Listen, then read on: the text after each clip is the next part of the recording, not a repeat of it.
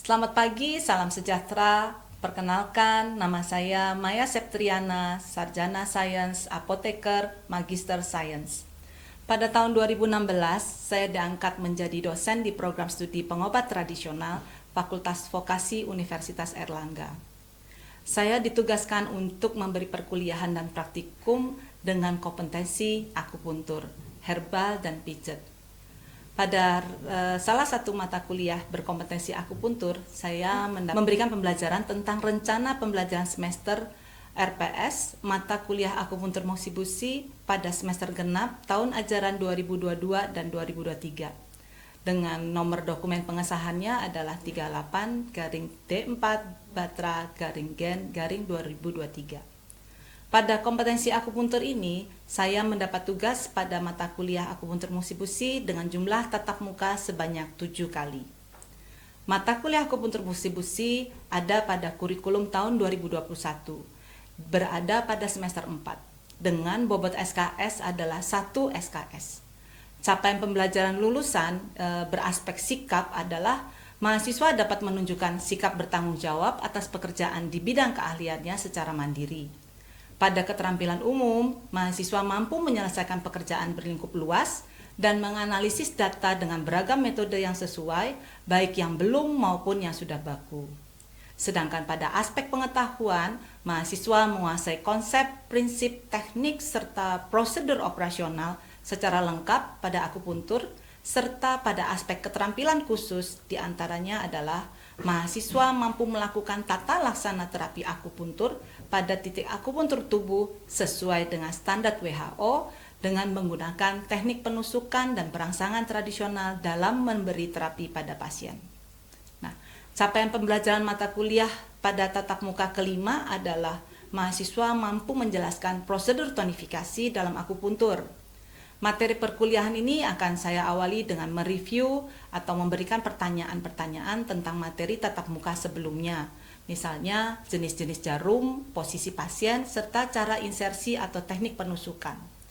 Penjelasan capaian pembelajaran materi kuliah pada tatap muka kelima, kemudian saya akan memberi penjelasan materi tersebut. Nah, pada tatap muka kelima, mahasiswa diharapkan mampu menjelaskan definisi dari tonifikasi, tujuan tonifikasi, kemudian prinsip tonifikasi dan sedasi, acuan dalam melakukan tonifikasi sedasi. Tonifikasi metode rotasi, pembenaman pencabutan jarum, metode dan arah jarum, serta lubang akupoint ditutup atau terbuka, kemudian yang terakhir adalah ekspirasi dan inspirasi. Setelah penjelasan materi selesai, mahasiswa akan diberi kesempatan untuk bertanya dan berdiskusi tentang topik tatap muka kelima ini. Saya melakukan inovasi pembelajaran yaitu dengan memberikan studi kasus ke mahasiswa. Studi kasus yang saya berikan ini tentunya berhubungan dengan peningkatan pemahaman materi yang sudah diberikan. Sebagai contoh, bila seseorang datang dengan wajah pucat, kemudian nafas pendek, gerak-gerik lambat dan lemah, kemudian suara pelan, dari pengamatan lidah diketahui bahwa pasien tersebut memiliki selaput lidah tipis dengan otot lidah yang pucat, berujung lidah merah, pada perabaan nadi, pada nadi cun, kanan, dalam, dan lambat. Nah, mahasiswa akan diberi data juga mengenai data anamnesa yang diketahui bahwa pasien memiliki riwayat asma.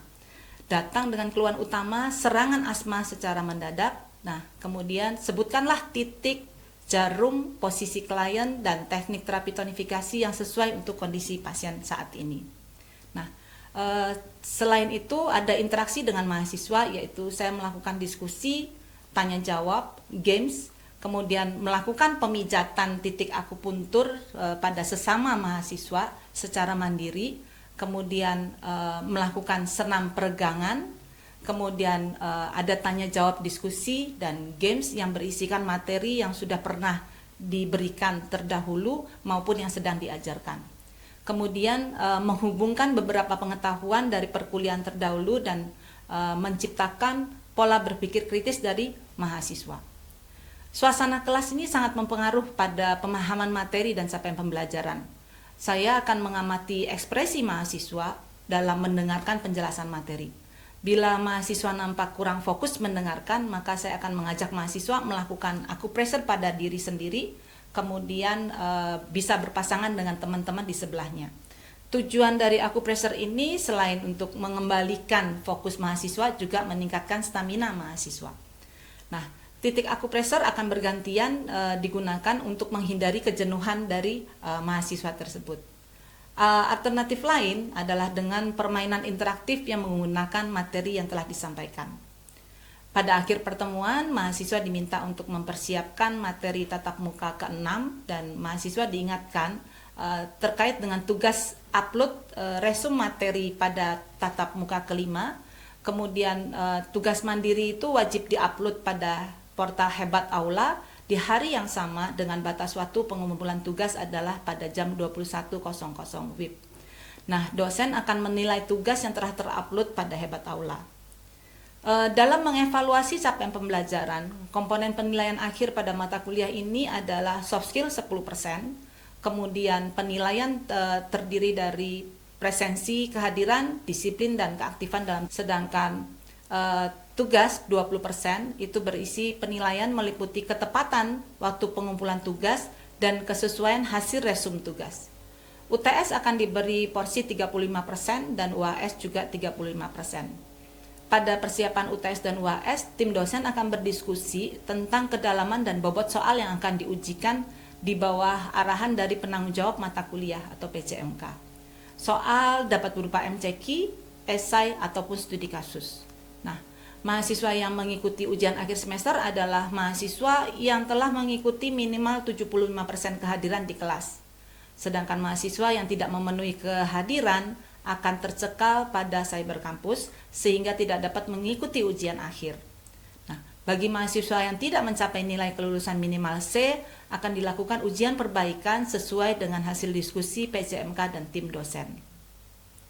Setelah ini saya akan menampilkan video pembelajaran tatap muka ke-5 tentang akupuntur Mochibushi topik tonifikasi yang disampaikan kepada mahasiswa semester 4 secara luring. Baiklah, hari ini kita akan belajar melanjutkan pelajaran kita pada minggu lalu, yaitu mengenai tonifikasi sedasi. Masih ingat tonifikasi itu artinya apa? Penguatan. Good, bagus ya. Kemudian kalau sedasi itu apa? Mengurangi atau melemahkan. Jadi tubuh kita ini supaya sehat harus ada keseimbangan yin dan yang. Ingat pelajaran kita tentang teori yin yang. Nah, dimana kalau kelebihan yang harus dieliminasi, kalau kekurangan yang kita harus menambahkan. Nah, metode menambahkan ini yang disebut dengan tonifikasi. Ya. Ingat nggak pelajaran kita 2 minggu yang lalu tentang posisi-posisi ketika kita akan melakukan penusukan? Ingat ya. Yang paling baik apa?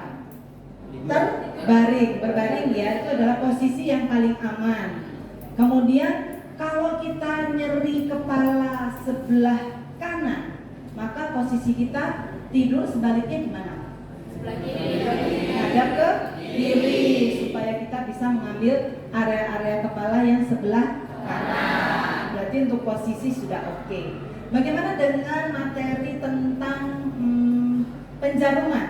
Masih ingat? Insya Allah, ya baik. Nah, ada 2 cara kita melakukan manipulasi pada jarum. Satu adalah pembenaman dan pencabutan. Kemudian yang kedua adalah melakukan apa nih? Rotasi atau menggetarkan. Ya, jadi di dalam tonifikasi dan sedasi hari ini pun kita juga akan melakukan penambahan gerakan pada pembenaman, pencabutan, dan rotasi. Nah, kalau kita sudah tahu bahwa tonifikasi itu adalah untuk menguatkan dan sedasi itu adalah untuk pelemahan, maka tatap muka kita hari ini capaian pembelajarannya adalah mahasiswa diharapkan mengetahui ada 5 metode tonifikasi sedasi yang bisa dilakukan. Ya, ada 5 metode yang bisa dilakukan. Nanti kita belajar hari ini. Kemudian nanti ada quiz juga ya. Nah, ingat kuisnya harus diupload, diselesaikan di Hebat Aula. Jam berapa? Ingat batas jam pengumpulan tugas? 12. Jam 12. Wow, jam 12 malam apa jam 12 siang? Baik, sebelum jam 12 malam ya. Nah, hari ini kita akan belajar yang disebut dengan tonifikasi. Tentunya tonifikasi itu setelah kita melakukan berbagai macam cara pengamatan, kemudian perabaan, kemudian kita melakukan anamnesa, bertanya, dan melakukan penciuman dan pendengaran. Nah, 4 cara ini sebetulnya adalah cara tradisional untuk menegakkan suatu sindrom. Dari sindrom yang kita ketahui, baru kita melakukan pemilihan titik yang akan kita gunakan untuk mengatasi sindrom tersebut. Nah, kemudian setelah kita memilih titik, baru kita akan menentukan langkah kita melakukan tonifikasi atau sedasi. Cukup dipahami di sini? Cukup ya. Nah, boleh dilihat di Hebat Aula. Pertama kali kita lihat adalah diferensiasi Cinglo atau diferensiasi meridian. Masih ingat pelajaran meridian pada semester 2 ya? Ada berapa meridian yang kita miliki? 12 meridian umum dan berapa meridian istimewa? 8 meridian istimewa. Tapi yang punya titik dari meridian istimewa ada berapa meridian? Ada 2. Good, ya. Jadi total kita mempunyai 14 meridian. Tetapi meridian itu mempunyai kaidah-kaidah perjalanan. Ya, kaidah-kaidah perjalanan. Ingat, meridian paru kita bergerak dari mana? Rongga dada menuju ke tangan. Nah, ini adalah meridian yin apa ya? Yin. Sehingga ketika kita melakukan penusukan pada meridian yin tangan, kalau arahnya searah meridian, berarti itu adalah tonifikasi. Tonifikasi. Kalau dia berlawanan arah dengan meridian, berarti dia adalah sedasi atau pelemahan. Ya, coba Bu Maya mau ngasih satu study case nih ya, satu kasus. Seseorang datang dengan batuknya kecil-kecil, pelan, wajahnya pucat, nafasnya sesak. Gerak sedikit sudah keringatan, lelah sekali. Dilihat lidah itu selaputnya putih tipis, lidahnya berwarna merah muda kepucatan.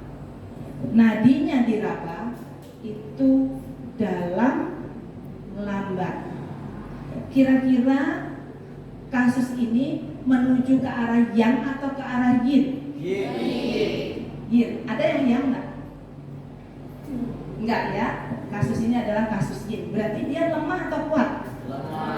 Lemah. Kalau dia lemah, berarti harus kita apakan? Tonifikasi.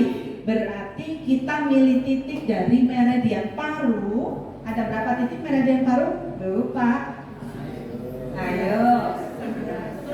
Ada 11 meridian paru itu memiliki 11 titik. Nah, kalau misalnya dia lemah, maka kita memilih titik Tayen.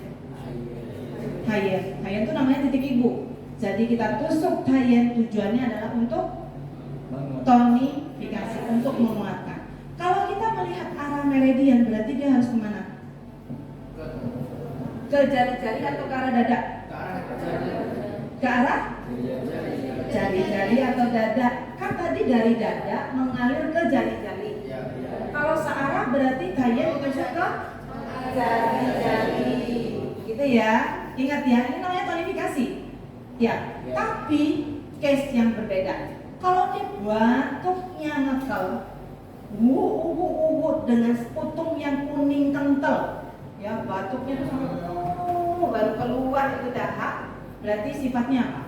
Dingin atau panas? Panas. Kalau panas harus kita apakan? Sedasi, dieliminasi, gitu ya, sedasi. Boleh nggak kita tonifikasi? Nggak boleh, karena harus sedasi, gitu ya. Nah, itu kebalikan. Berarti arah penusukannya kemana? Kalau kita ngambil meridian paru, arah dada. Titik apa kira-kira? Ada yang ingat? Titik apa ya? Yang ada di tangan gini nih? Tayun kan titik ibu tadi untuk tonifikasi. Kalau yang begini nih? Heku. No, heku itu usus besar. Tapi usus besar juga bisa. Untuk apa? Untuk dilakukan sedasi. Bisa usus besar. Tapi yang apa? Lece. Wah, hebat. Lece. Lece itu adalah titik yang ditugaskan untuk membersihkan paru-paru. Ya, lece itu untuk membersihkan paru-paru. Jadi siapapun yang batuknya itu sifatnya panas, maka ngambil titik dari meridian paru yang dilakukan penusukan berlawanan arah, gitu ya, yaitu pada titik lece, gitu ya. Oke, ada pertanyaan untuk Cinglo? Ada pertanyaan untuk meridian, perjalanan meridian? Belum ada. Iya, silakan. Ketika kita mau memberikan efek tonifikasi sedasi, ketika penusukan itu seperti apa, Bu? Apakah diputar ke kanan atau diputar ke kiri atau ke bawah? Wah, ini mahasiswanya nih lebih canggih. Materinya belum sampai sana, dia sudah tanya ke sana. Ini baru pertama. Kan kita ada 5. Ada 5 metode tonifikasi sedasi. Ya, tadi ada yang pembenaman pencabutan, ingat nggak? Ya. Terus itu ada yang rotasi. Ya. Ini kan pertanyaan yang rotasi ya. Kita mau muterkan jarum ke depan atau kita mau muterkan jarum ke belakang? Ya, putarannya searah jarum jam atau berlawanan arah dengan jarum jam, gitu ya. Baik, nanti akan kita materi selanjutnya tentang ini. Kemudian maka kita coba lihat, ini adalah tonifikasi sedasi berdasar 1, rotasi jarum yang tadi ditanyakan. Kedua adalah pencabutan pembenaman. Kemudian ketiga adalah arah jarum seperti tadi. Kemudian yang keempat adalah lubang akupoin. Yang kelima adalah respirasi. Jadi ada 5 dasar dari kita menentukan tonifikasi atau sedasi, gitu ya. Coba Bu Maya mau bertanya, rotasi jarum, kira-kira rotasi itu yang seperti apa? Yang berperan tangan jempolnya atau telunjuknya? Jempol. Ada yang telunjuk nggak? Ada. Jadi nanti Bu Maya ada modul virtual reality yang nanti mahasiswa bisa melihat di YouTube yang sudah di-up. Kemudian kita bisa pakai ini, kacamata VR. Ketika kita menggunakan kacamata VR ini, kalian bisa nanti memutar itu ke segala penjuru. Ya, media bisa diputar ke segala penjuru. Bisa dilihat bagaimana cara kita menggunakan jari untuk tonifikasi dan sedasi. Ya, jadi ada 4 video VR yang bisa nanti digunakan untuk belajar mata kuliah akupuntur oksikusi, gitu ya. Nah, nanti kita juga bisa waktu praktikum kita bisa sama-sama melihat, ya. Nah, baik. Anda pernah pakai VR, belajar dengan VR? Belum ya? Ya, kebetulan modul VR ada di akupuntur oksikusi, sehingga nanti yang takut pegang jarum untuk menusuk pasien itu begitu lihat, oh cara pegang jarum itu seperti apa, menginsersi jarum seperti apa, melakukan modifikasi sedasi seperti apa, maka bisa dipelajari di modul VR. Ya, nah modul VR ini nanti link YouTube-nya akan saya up semua di Hebat Aula ya, sehingga dari masuk di cyber Hebat Aula tinggal diklik kita sudah bisa connect dengan VR-nya, ya modul VR-nya. Baik, untuk rotasi kita bisa menggunakan jempol maju ke depan kuat, telunjuk mundur ke belakang ringan. Itu adalah tonifikasi. Ibu hebat nggak? Ibu hebat, ibu kuat ya, ibu super ya, sehingga ibu yang hebat, yang kuat dan super ini bisa menguatkan kita anak-anaknya. Jadi kalau ibu ini kita beri rangsangan ke depan kuat, berarti itu adalah tonifikasi, gitu ya. Jadi ingat, ibu jari ke depan kuat itu adalah tonifikasi. Gampang ya belajarnya ya, tinggal nanti megang jarumnya aja, bener nggak ke depan kuat, gitu ya. Baik, itu adalah rotasi. Kita lihat, nah ini gambarnya seperti ini. Ini adalah gambar, sehingga nanti lebih mudah kalau kita melihat ke videonya, VR-nya, ya, karena bisa 360 derajat. Nah, teknik ini berdasarkan gerakan ibu jari, ya. Jadi gerakan ibu jari itu ke depan berat, telunjuknya otomatis ke belakang ringan. Dia adalah berpasangan, ya. Coba di gerak-gerakan tangan ini, semakin kita sering melakukan gerakan ini, maka kita akan semakin lentur nanti waktu kita melakukan manipulasi pada jarum. Ya, tuh bagus gerakannya. Coba diulangi lagi. Nah, itu coba tangannya. Yang gerak itu jempol sama telunjuk ya. Yang 3 jarinya itu tetap terfiksasi, ya, terfiksasi. Coba tangannya gimana? Nah, kemudian diputar-putar, ya. Oke. Nah, untuk rotasi ini ada hal yang harus kita perhatikan. Kalau kita lihat, rotasi itu boleh kan 360 derajat terus menerus, boleh nggak? Ini pasiennya sudah sangat lemah, Bu, sehingga saya ini ingin melakukan tonifikasi sekuat-kuatnya dengan ibu jempol yang kuat sekali. Boleh nggak? Kenapa nggak boleh? Oh, takut jarumnya patah ya? Oke. Terus ibunya tadi kaget nggak? Nyaman nggak? Nyaman. Yang lemah tambah jadi lemah dengan ketidaknyamanan itu, tambah nyeri, tambah sakit. Karena apa? Semakin kita peluntir, seperti kita memasukkan mur baut di dalam tembok, masuk. Ketika kita mau cabut, jaringan-jaringan, serat-serat daging bisa nyangkut, bisa tarik. Itu penyebabnya nih. Sehingga rotasi itu tidak bisa terus-menerus satu arah, harus dikembalikan. Gitu ya. Ada hitungannya, ada 7 kali putaran kembali. Gitu ya. Ada juga 9 kali. Nah, jadi tidak terus-menerus satu arah. Ya. Oke. Nah, kita lihat lagi. Tonifikasi itu jarum masuknya, rotasinya itu berlahan. Jadi kita kalau melakukan rotasi itu jarum harus sudah masuk di tubuh pada kedalaman yang sudah diinginkan oleh titik tersebut. Contoh, kalau kita mau menusuk titik apa ini yang di dalam?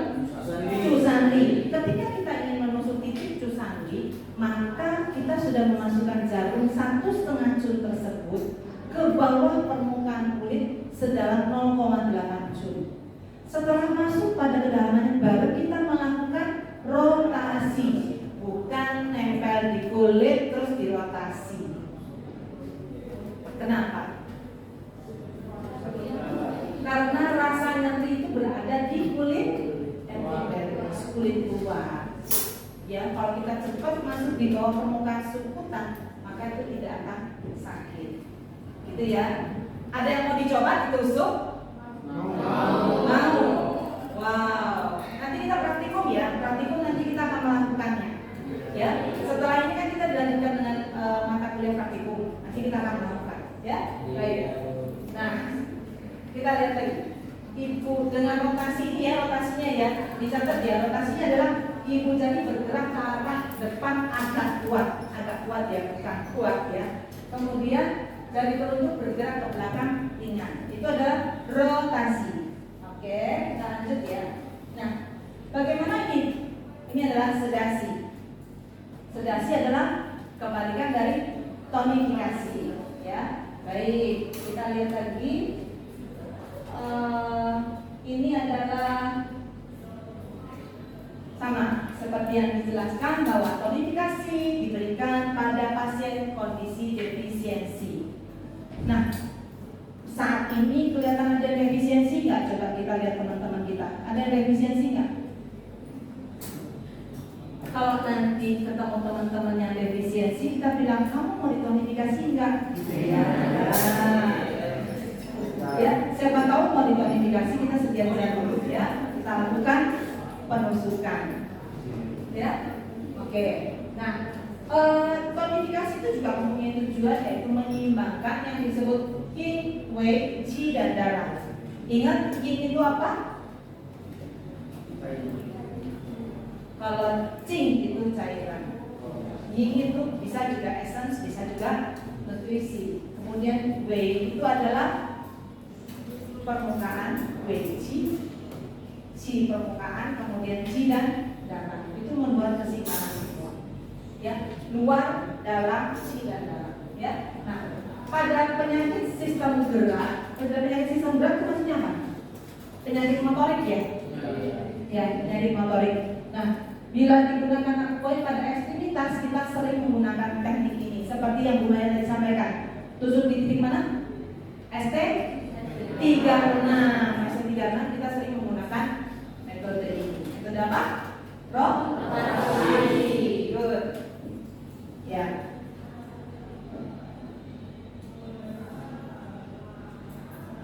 Ini adalah berdasarkan rotasi berdasarkan jarum lagi untuk sedasi. Berarti sedasi itu mengusir patogen ya.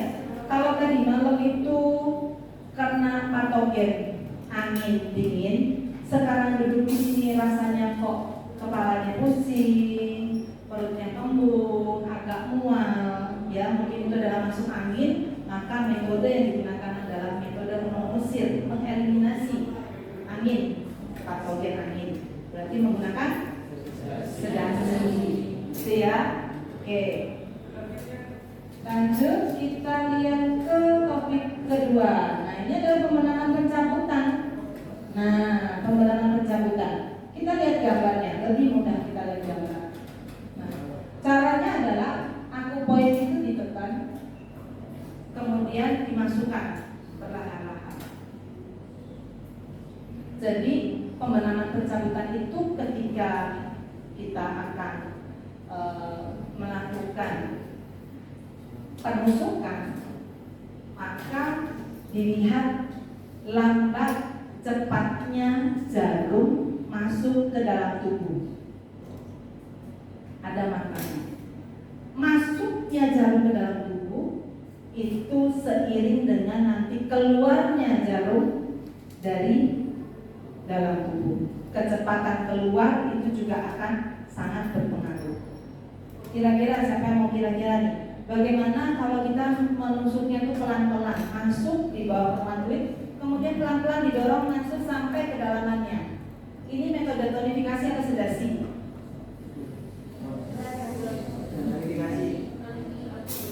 Tonifikasi, sedasi, tonifikasi. Masuknya pelan-pelan, keluarnya pasti cepat. Masuknya cepat, kemudian keluarnya pelan-pelan. Ketika kita akan menabung, nabunglah yang cepat, kemudian pakai tabungan itu pelan-pelan. Maka badan kita akan kuat ya, tabungan kita gendut gitu ya. Itu ya, supaya mudah mengingat ya. Apakah ini tonifikasi atau sedasi? Kenapa? Karena ketika kita mengeluarkan pelan-pelan, itu harapannya yangnya itu tersimpan di dalam tubuh. Kalau yang tersimpan di dalam tubuh itu artinya tonifikasi, gitu ya. Yang tersimpan di dalam tubuh itu tonifikasi. Tapi kalau dibiarkan ngos itu berarti sedasi. Oke. Dengan kekuatan besar dan cepat, masuknya harus cepat. Ya, untuk mendapatkan sesuatu kita harus bergerak cepat. Kemudian baru nanti ketika dia akan keluar, maka dia keluarnya adalah dengan kekuatan kecil dan pelan-pelan. Gitu ya? Bisa dipahami? Bisa. Oke. Sekarang Bu Maya ingin melihat ini gimana nih? Kalau sedasi seperti ini, kebalikan. Jadi kita ingat satu aja, ingat yang tonifikasi. Sehingga gerakan yang berlawanan dari gerakan tonifikasi itu adalah sedasi. Gitu ya. Oke.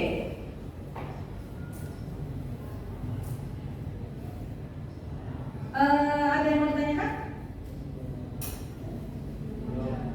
Belum ada. Kalau belum ada, bagaimana kalau kita quiz sebentar? Boleh. Boleh.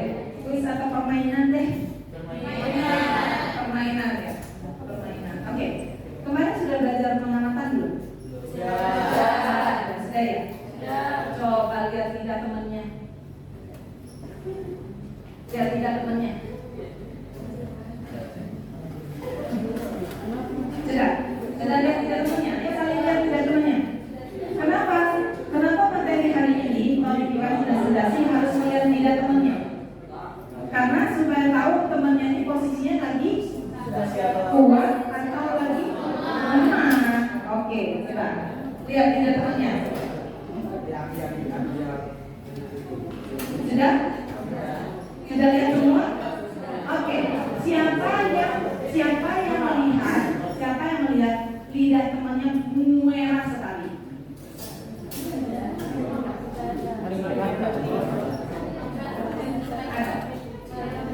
Merah pucat. Merah pucat. Ada yang merah sekali? Ada. Coba lihat. Ya. Kalau merah sekali, itu artinya ada panas di dalam tubuh. Nah, ketika ada panas di dalam tubuh, apakah boleh dilakukan tonifikasi? Kayaknya pemahaman tonifikasi sudah lumayan ya. Jadi kalau ada panas di dalam tubuh berarti lidahnya merah, nadinya cepat, tidak boleh dilakukan tonifikasi, tapi harus melakukan sedasi. Kalau yang merah sedikit tadi cuma satu mahasiswa dari 40 ini, berarti yang lainnya defisiensi semua ya. Oh normal. Jadi tidak normal itu rambutnya putih tipis, lidahnya merah muda ya. Ada lidahnya pucat nggak? Ada. Pucat. Hanya lidahnya pucat. Oh masih oke dengan otot lidah yang ada tapal giginya. Jadi kalau otot lidahnya nanti merah muda, pucat, berarti dia defisiensi darah. Maka harus dilakukan tonifikasi. Kalau kita melakukan tonifikasi dengan dua cara yang sudah kita miliki, satu adalah rotasi, satu adalah pembenahan pencabutan. Rotasi, ibu jari jempol ke depan. Lah, kalau pembenahan pencabutan, tonifikasi gimana?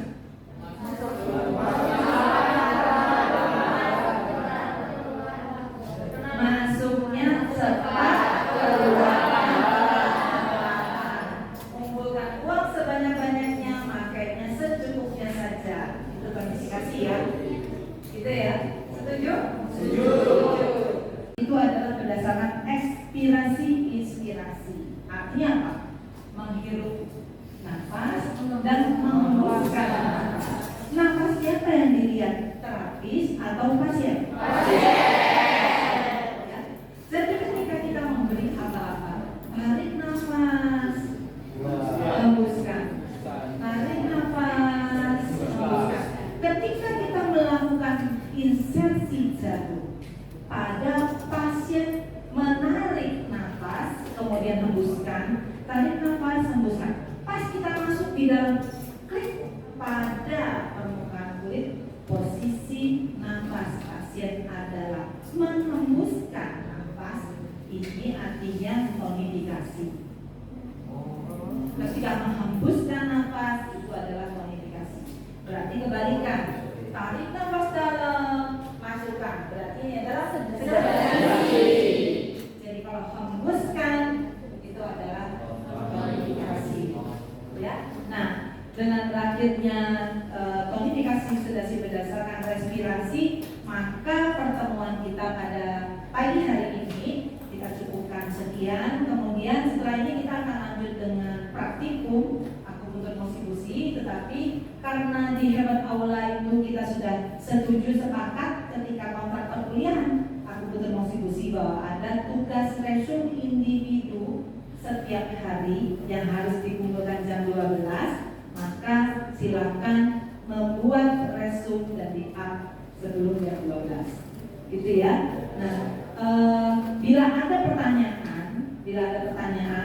yang setelah kalian belajar sendiri secara mandiri ada pertanyaan, boleh kita menggunakan fitur yang ada di Hebat Aula.